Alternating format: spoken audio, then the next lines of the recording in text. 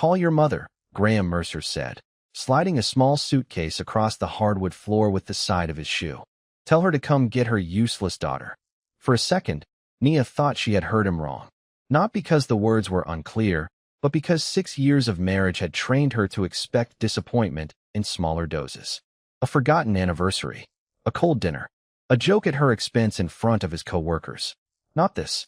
Not Graham standing beneath the warm pendant lights of their Arlington kitchen, loosening his tie like he had just finished a difficult meeting, while reducing his wife to something that needed to be picked up and taken away.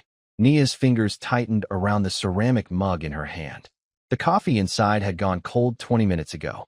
Graham had come home angry after a networking dinner she refused to attend, and somehow that had become another trial about everything she had failed to become. You embarrass me tonight, he said. People ask about you, Nia. They ask what you do. What am I supposed to say? She looked at him. You could tell them the truth. Which truth? He gave a humorless laugh. That my wife quit her career 3 years ago and never figured out what came next. Her stomach tightened, but she kept her voice steady. I stepped away when my mother had surgery. Then you asked me to stay flexible because you were traveling 4 days a week. Here we go. Graham rubbed his forehead. Another list of sacrifices nobody asked you to make. That landed harder than she expected. Nia set the mug down carefully because her hand had started to shake. She remembered the late-night airport pickups, the presentations she proofread, the dinners kept warm until midnight, the apartment she packed almost alone when his promotion moved them to Virginia. Graham remembered none of it as love anymore. To him, it had become evidence that she had nothing better to do. He glanced toward the suitcase. I am done carrying this marriage by myself. Nia stared at him. Carrying it? Financially? Yes. He folded his arms. Emotionally? Most days, yes. You have no job, no plan, no direction. I cannot keep pretending that is attractive. Something inside her went strangely quiet. Not numb. Clear. Graham mistook the silence for defeat. That was his first mistake. Call Renee, he said. She can drive down from Maryland and take you home. And please, do not turn this into some family drama. Nia picked up her phone. Graham walked toward the refrigerator, already acting like the decision had been made by someone more reasonable than her. He had met Renee Caldwell fewer than a dozen times.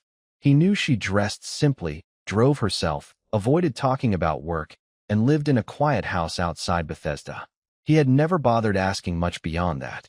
Nia found her mother's name and pressed call. Renee answered on the second ring. Hey, baby. Nia swallowed once. Mom, I am ready to come home. Silence. Then Renee's voice changed. Are you safe? Nia looked across the kitchen at the man who had just called her useless. Yes. Good. Stay inside. Mom, I can just get a ride share. No, Renee's tone was calm. Stay inside. I am sending someone.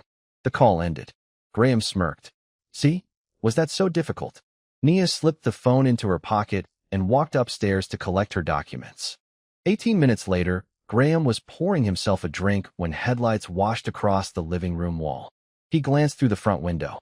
A black SUV had stopped at the curb. Then another pulled in behind it. Then a third. Graham slowly lowered the glass. By the time the fifth arrived, he was no longer smirking. The sixth turned onto the street. Then the seventh. Then the eighth. 8 identical black SUVs lined the quiet suburban block, engines running, doors still closed. Graham looked toward the staircase as Nia came down carrying one small box. Nia, he said, his voice suddenly careful. Who exactly is your mother? The first door opened, and Graham's confidence disappeared with it. A tall man in a dark suit stepped onto the curb, glanced once at the house, then spoke quietly into an earpiece. Another door opened, then another. Nobody rushed. Nobody raised a voice. That almost made it worse. Nia stood near the bottom of the staircase with the small document box against her chest, watching Graham try to make sense of what was happening outside. You said your mother lived in Maryland, he said. She does. Then who are these people? Nia did not answer because headlights from the last SUV swept across the front windows, and a moment later, Renee Caldwell stepped out. She wore a charcoal wool coat over a simple cream blouse, her hair pulled back neatly, no diamonds, no dramatic entrance, nothing that matched the kind of wealth Graham understood. She looked like the same woman he had seen at Thanksgiving dinners and one quiet anniversary brunch. The difference was that tonight, Everyone around her moved with the careful attention of people who knew exactly who she was. Graham opened the front door before Nia could reach it. "Renee," he said, forcing a polite smile. "This is a little excessive, do you not think?" Renee looked past him and found her daughter. Her expression changed for half a second. Not panic, not pity, recognition. She walked inside.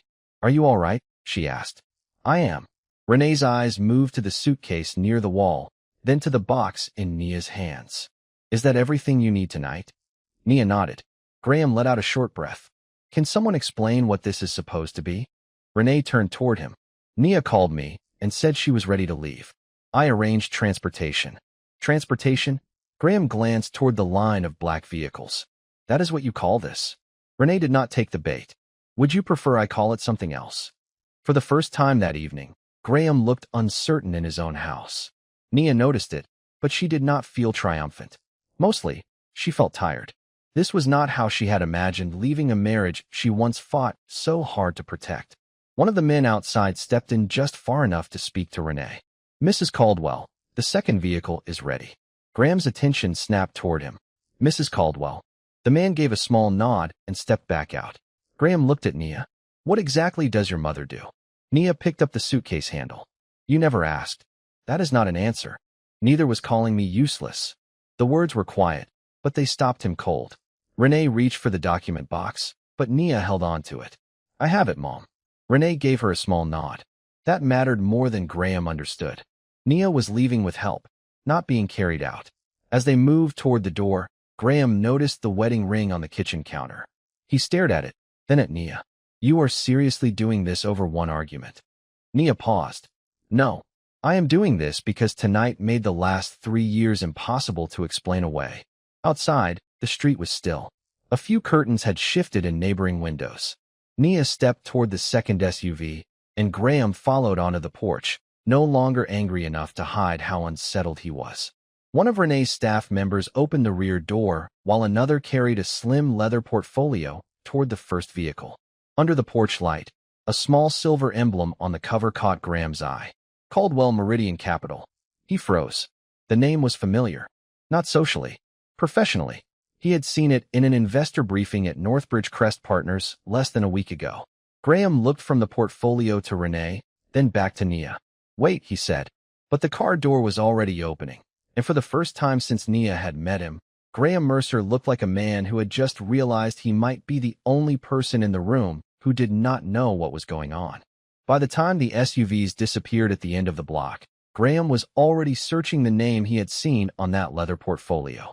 Caldwell Meridian Capital. He typed it once, misspelled it, deleted the search, then tried again. The results were strangely quiet for a company that seemed to have money everywhere. No flashy headquarters tour. No celebrity interviews. No founder posing beside private jets. Just financial reports, infrastructure deals, pension fund partnerships, commercial real estate holdings, and names Graham recognized from conference rooms he had spent years trying to enter. He leaned closer to the screen. That was when an uncomfortable memory surfaced. 6 years earlier, Nia Caldwell had never looked like a woman hiding anything.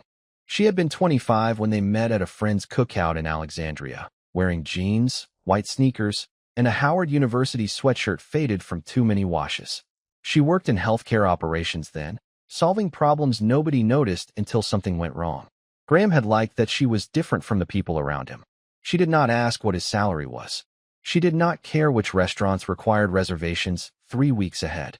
On their third date, when his credit card was declined because his bank had flagged a purchase, Nia had paid for dinner and never mentioned it again. Back then, Graham called her grounded. Later, he would call the same qualities unambitious. Their marriage did not fall apart all at once. It changed in inches.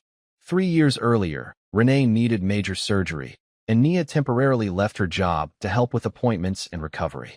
Graham had supported the decision. At least that was how he remembered it. "Take the time you need," he had told her. Months later, when Northbridge Crest Partners offered him a bigger role that required constant travel, he asked Nia not to rush back into full-time work. "I need somebody flexible right now," he said. "Once things settle down, we will figure out your next move."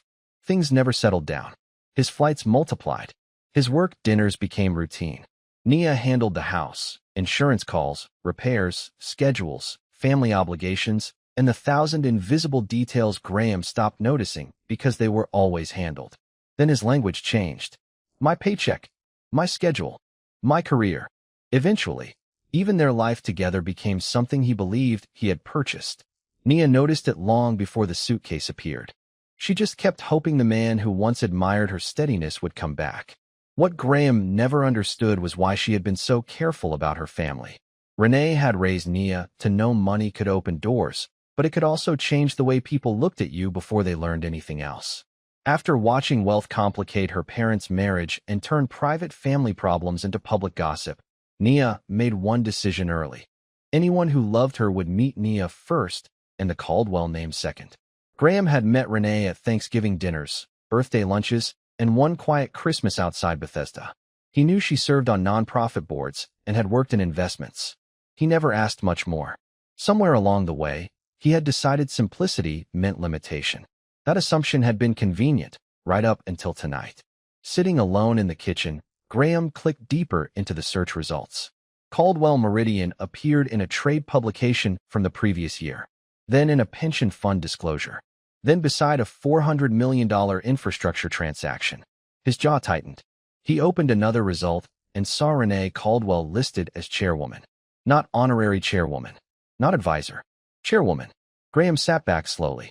His phone was still on the counter beside Nia's wedding ring.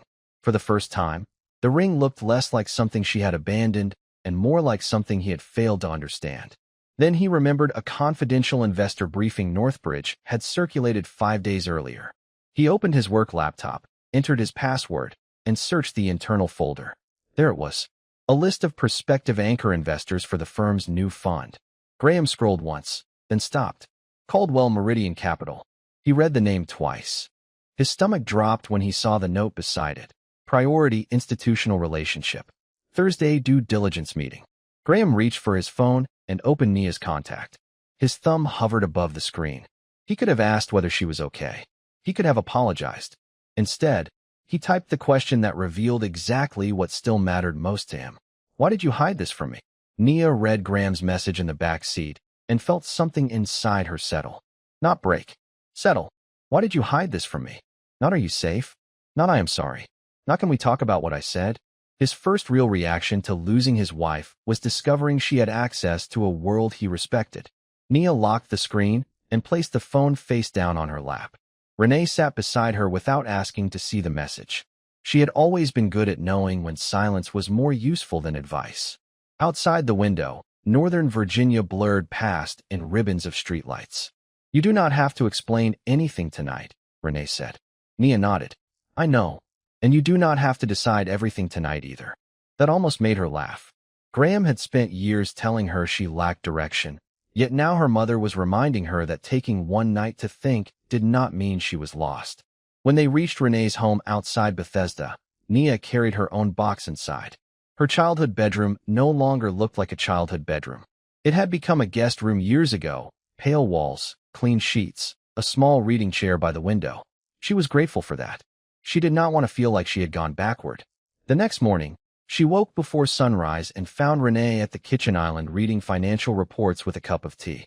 You are really Caldwell Meridian? Nia asked, half teasing, half exhausted. Renee looked over her glasses. Apparently the internet says so. Nia finally smiled, but it disappeared quickly. Graham found out. I assumed he would. He thinks I hid something from him. Renee closed the folder. Did you? Nia leaned against the counter. I told him you worked in investments. I told him Granddad built businesses. I never lied. You also never handed him a balance sheet on the third date. Exactly. Renee studied her daughter for a moment. Then do not let his curiosity become your guilt. 40 miles away, Graham was already making calls. By 9 in the morning, he had convinced himself that the previous night was no longer a marriage problem. It was a professional threat. At Northbridge Crest Partners, he walked into his office carrying coffee he never touched and pulled up every internal note connected to Caldwell Meridian. The upcoming Thursday meeting mattered. Northbridge needed anchor capital for its new private credit fund, and Caldwell Meridian was one of the names senior leadership had been chasing for months. At 10:23, Graham's phone rang. It was Martin Hale, the managing partner. Come upstairs. No greeting. Graham was in Martin's office 3 minutes later. Two senior executives were already seated at the conference table. Martin held a printed email in one hand. Do you know Renee Caldwell? Graham hesitated. Personally, that was not the question. She is my wife's mother. Nobody spoke for a second. Martin lowered the paper. Your wife is Renee Caldwell's daughter? Graham felt every eye in the room shift toward him. Yes, but Nia has never been involved with Caldwell Meridian. Interesting, Martin said. Because their investment committee postponed Thursday's due diligence call this morning. Graham's chest tightened. Postponed. Indefinitely, for now. Nia called her. The words came out too quickly. Martin frowned. What? Graham stood straighter. There was a personal disagreement last night. My wife left. Her mother picked her up. If this meeting changed because of that, then I need to address it. One of the executives exchanged a glance with Martin. You think your marital argument moved a 9-figure institutional review? Graham did not answer. The question sounded ridiculous once someone else said it aloud. Martin slid the email across the table. The note says their compliance team requested additional review of our fund materials. Nothing about you. Nothing about your wife. Graham read it twice, but the words did not calm him. They made things worse. If Nia had not called anyone, then he had no idea what Caldwell Meridian had found. His phone buzzed in his pocket. He expected Nia. Instead, it was a calendar alert from the night before that he had forgotten to delete. Dinner with Nia, 7:30. He stared at it until the screen went dark. Martin's voice cut through the room. Graham, is there something about this relationship that we need to know before someone else tells us? Graham looked up, and for the first time, he understood that the problem had grown larger than the question he sent his wife. Much larger. Graham spent the rest of the morning pretending he was working. He answered 2 emails, sat through a risk meeting, and nodded at numbers he barely processed. By noon, he had convinced himself there was only one way to fix this. He needed to speak to Nia before Caldwell Meridian decided his marriage was their business. So instead of going to lunch, he got in his car and drove toward Bethesda. He called Nia twice on the way. She did not answer. On the third attempt, Renee picked up from Nia's phone. Graham. Her voice was calm enough to make him grip the steering wheel harder. I need to speak with my wife. Nia is not available right now. This is getting out of hand. Renee paused. Is it? Our firm had a major meeting postponed this morning. Caldwell Meridian is involved. I am not stupid. I did not say you were. Then you understand how this looks. Another pause. You are welcome to come by if Nia agrees to see you. He arrived 40 minutes later expecting gates, guards, something theatrical enough to match the 8 SUVs. Instead, the Caldwell property sat behind a quiet stone entrance on a wooded road, elegant but restrained. The house itself was large without being showy, the kind of place designed for privacy rather than attention. A staff member met Graham at the door and led him into a sitting room where Renee was waiting. Nia was nowhere in sight. Graham did not sit. Whatever happened between Nia and me should not affect Northbridge. Renee looked up from the folder in her lap. It has not. Then why was the meeting postponed? Because our compliance team requested more time to review your fund materials. This morning. Yes. The morning after Nia left me. Renee closed the folder. You are giving yourself far too much importance. The sentence landed cleanly. Graham stared at her. So you expect me to believe those things are unrelated? They are unrelated. Then prove it. Renee's expression changed, not with anger, but with disappointment. You came into my home demanding proof that I did not use my company to punish you, instead of asking why my daughter left your house with one suitcase. Graham opened his mouth, then stopped. Renee reached for a phone on the side table. Since you are here, though, there is something I would like clarified. She tapped the screen. Graham heard his own voice fill the room. It was from months earlier, a voicemail he barely remembered leaving after a work dinner. I am tired of coming home to someone with no ambition, Nia. Without me, you would have nothing. The recording ended. Graham's face changed. That was taken out of context. Was it? Renee asked. We were arguing. That explains the timing, not the words. Footsteps sounded behind him. Nia entered wearing jeans and a dark sweater, her hair pulled back. No makeup, no attempt to look powerful. Somehow that made Graham more uncomfortable. You saved that, he asked her. Nia looked at him for a long moment. I forgot it was there. Your mother is playing it like evidence. My mother did not make you say it. Graham exhaled sharply. Nia, I came here because this has gone too far. No, she said. You came here because something at work scared you. That is not fair. You sent me one message after I left. Her voice stayed level. You did not ask if I slept. You did not ask if I was okay. You asked why I hid money from you. Graham looked toward Renee. Can we please talk alone? Nia nodded toward the hallway. We can talk here. He lowered his voice. I was angry last night. So was I. I said something I should not have said. You said several things. Fine. I was wrong. It was the closest thing to an apology he had offered, but Nia felt no relief. The words came only after the SUVs, the company name, and the postponed meeting. She reached for a large cream envelope on the table beside Renee and placed it in front of him. Graham looked down at his own name typed across the front. What is this? Nia finally sat across from him. The answer to what happens next. He opened the envelope, pulled out the first page, and went still when he saw the heading. Petition for dissolution of marriage. For the first time since arriving, Graham stopped talking. Nia watched him read the first few lines, then said quietly, You kept telling me I had no direction. Now I do. Graham read the first page twice, as if the words might rearrange themselves if he waited long enough. They did not. Nia was asking for a divorce, and what unsettled him most was how ordinary the petition looked. No outrageous demand. No threat involving Caldwell Meridian. No attempt to take the house he had owned before they married. She wanted her share of the marital accounts, her personal property, and a clean division of what they had built together. That was it. Graham set the papers down. You had this prepared already? This morning. That fast. The decision was not made this morning. Nia's answer was quiet. The paperwork was. Graham looked at Renee, then back at Nia. So this is what you wanted? You wanted me to find out who your family was, and then panic? Nia almost laughed, but there was nothing funny about it. You still think this is about making you feel something? You expect me to believe none of this is connected? The only thing connected is that you finally saw something you respect. Graham's jaw tightened. That is not fair. You respected my mother's company before you respected what I did for our marriage. He looked away first. 2 weeks later, Graham sat across from his attorney in a downtown Washington office, expecting the real attack to begin. Instead, his lawyer flipped through Nia's filing and frowned. This is unusually straightforward. Graham leaned forward. Meaning she is not asking for anything outside the normal division process. Her family has billions under management. Her family does. That does not automatically make it marital property. Graham stared at the page. So what is her angle? His attorney looked at him over the top of his glasses. Maybe she wants a divorce. The answer irritated Graham because it was too simple.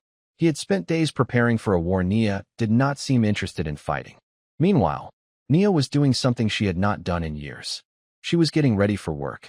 Not at Caldwell Meridian headquarters, and not in some ceremonial role Renee could hand her. Nia had accepted a position with Harborvale Health Logistics, a portfolio company focused on hospital supply networks across the East Coast. The chief operating officer had interviewed her twice before making the offer. Your last formal role was 3 years ago, he told her. That is true. Why come back now? Nia thought about Graham, but she did not mention him. Because I am tired of confusing being needed at home with having no professional value. The chief operating officer nodded once. Good answer. On her first Monday, Nia sat in a glass conference room in downtown Washington with a yellow legal pad, a laptop, and the nervous energy of someone rediscovering a part of herself she had packed away. She was rusty in small ways. She spoke too quickly during her first update. She forgot one analyst's name. She had to reread a supply forecast before the numbers clicked the way they used to. None of that embarrassed her. For the first time in years, mistakes felt like part of growing instead of proof that she was failing someone. 3 weeks later, the chief operating officer stopped by her desk. I want you on the acquisition review tomorrow. Which one? He handed her a thick binder. Regional Logistics Platform. Our financing advisors are coming in at 9. Nia opened the binder after he walked away. Revenue models. Integration estimates. Debt structure. She turned another page and stopped. Northbridge Crest Partners. Her eyes stayed on the name for a moment, then moved lower. Lead advisory team, Graham Mercer. Nia closed the binder slowly. Across town, Graham received the same meeting agenda without noticing the participant list attached to the final page. He still believed Nia had stepped out of his world. By 9 the next morning, He was going to discover she had simply entered it through a door he never knew she could open. The conference room at Harborvale was already half full when Graham walked in with 2 associates behind him and a leather folder tucked under his arm. He was halfway through greeting the chief operating officer when he saw Nia seated near the far end of the table. For 1 second, his face lost every expression. Nia noticed. She did not react. She simply turned a page in the binder in front of her and waited for the meeting to start. Graham, the chief operating officer said, "You know Nia Mercer, correct?" The question hung there longer than it should have. "Yes," Graham said. "We know each other." Nia looked up. "Good morning." Nothing in her voice gave the room a reason to look twice. That bothered him more than anger would have. He had expected distance, maybe resentment. He had not expected professionalism. The presentation began with Northbridge outlining the financing structure for Harborvale's proposed acquisition of a regional medical distribution network. Graham recovered quickly. This was his territory. Numbers, projections, debt capacity, growth assumptions. He moved through the slides with the confidence that had carried him through dozens of rooms like this one. Then Nia reached page 47.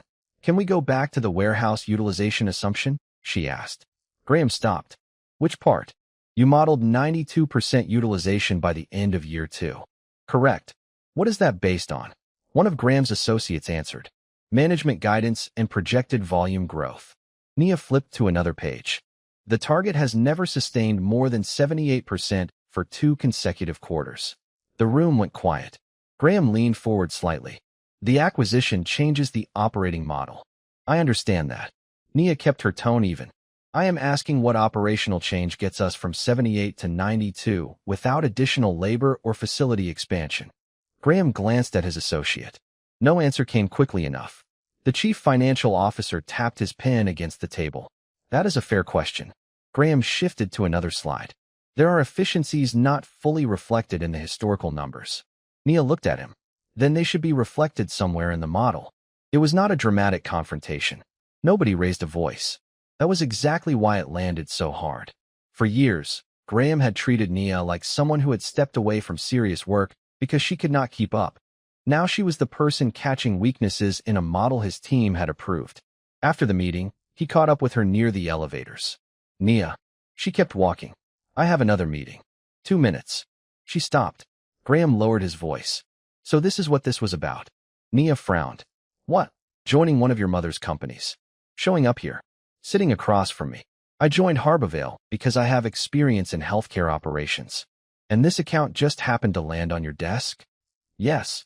Graham gave a short, disbelieving laugh. "You expect me to buy that?"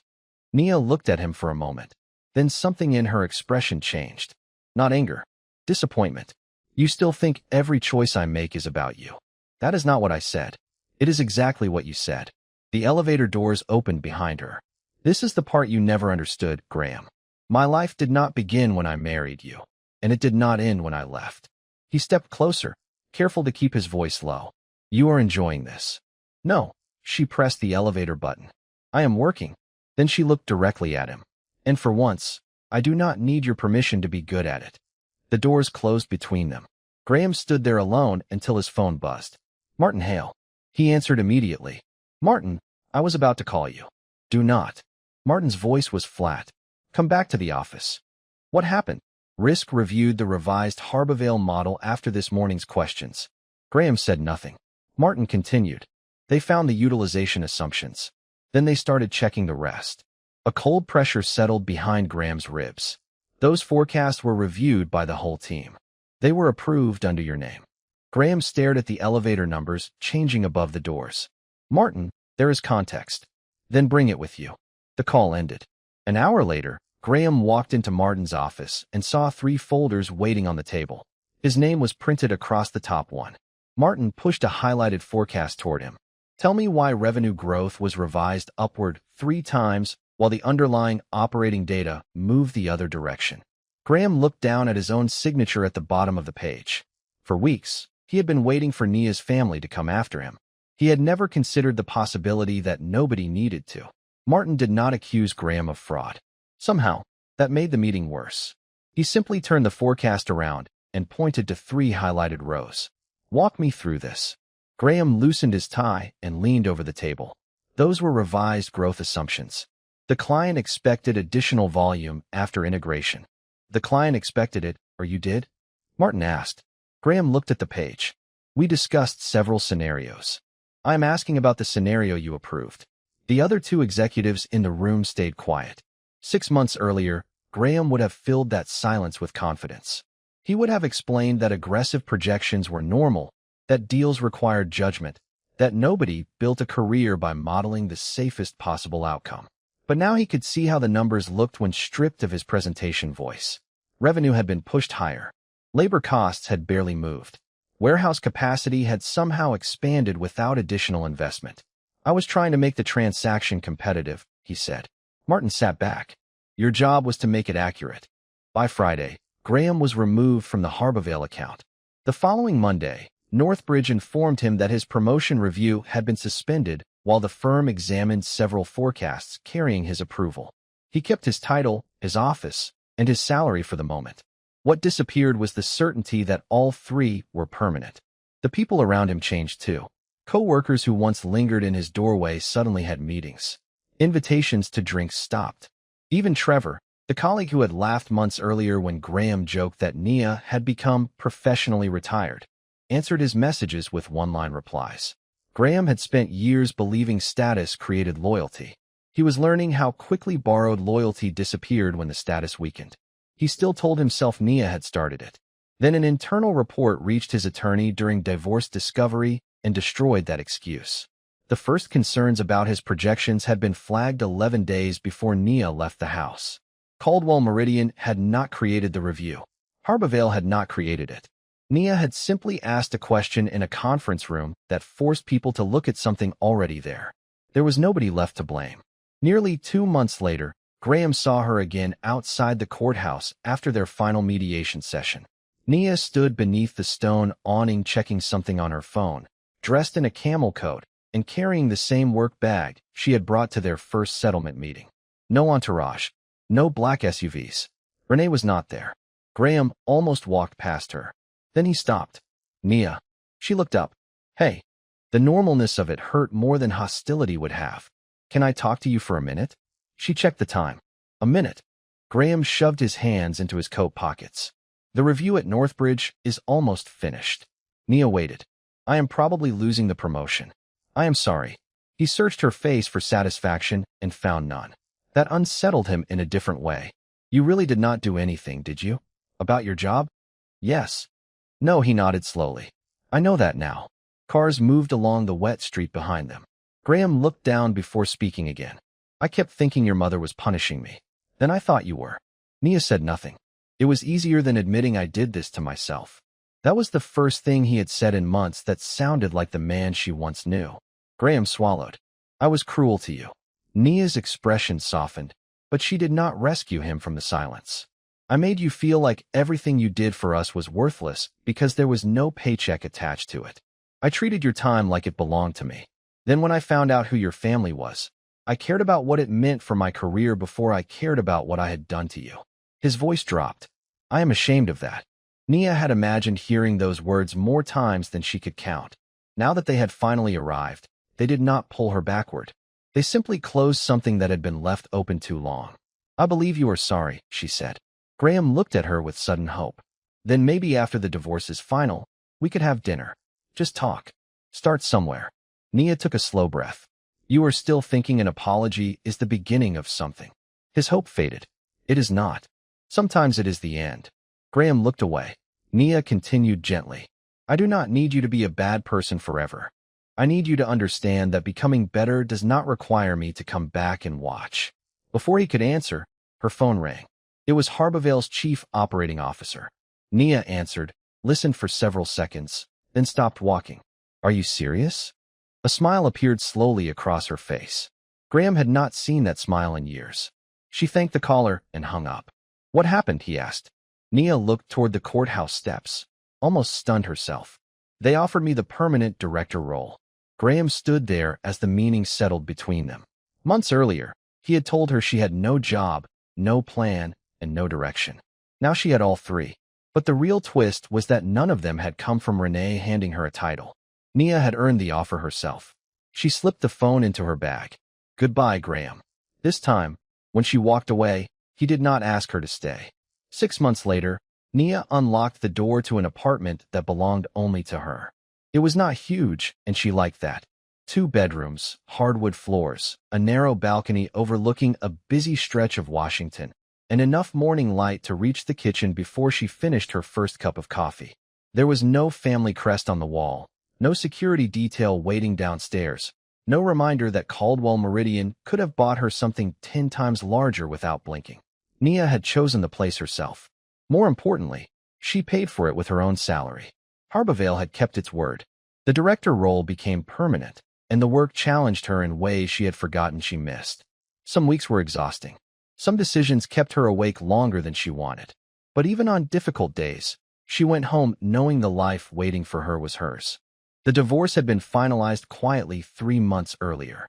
No press, no dramatic courtroom confrontation. Graham signed the final papers after accepting that there was nothing left to negotiate except the practical ending of a marriage he had once assumed would survive anything he said. Northbridge kept him employed, but his promotion disappeared. He spent months rebuilding trust with people who no longer accepted confidence as a substitute for judgment. Nia heard about it once through an industry contact and felt something unexpected. Nothing. Not satisfaction. Not anger. Just distance. That was how she knew she had actually moved on. One Friday evening, Renee invited her to a charity board dinner downtown. Afterward, Nia stepped onto the sidewalk beneath the soft glow of streetlights and checked her phone for a rideshare. A black SUV stopped at the curb. She stared at it for half a second, then laughed when the rear window lowered. Renee leaned across the seat. Get in before you pay $30 to travel 8 blocks. Nia opened the door. Only one car tonight. Budget cuts, Renee said dryly. Nia laughed as she slid into the back seat. The joke would have been impossible months earlier.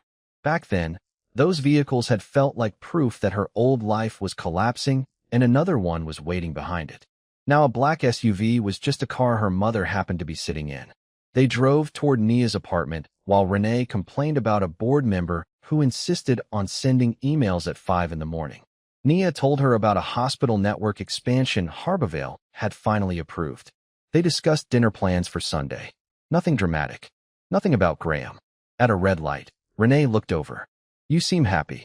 Nia watched a couple crossing the street with grocery bags between them. I think I finally am. Renee smiled. Good.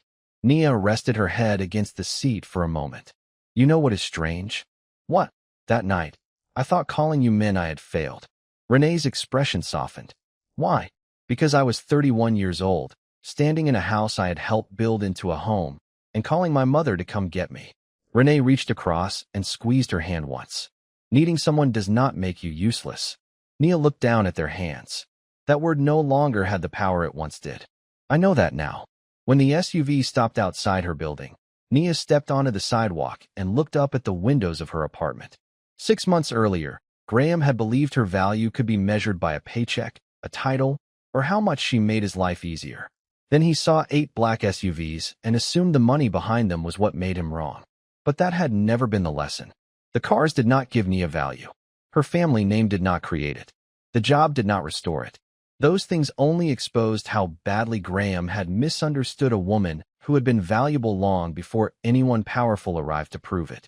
Nia waved as Renee's car pulled away, then turned toward the entrance alone. And for the first time in years, alone did not feel like abandoned. It felt like free.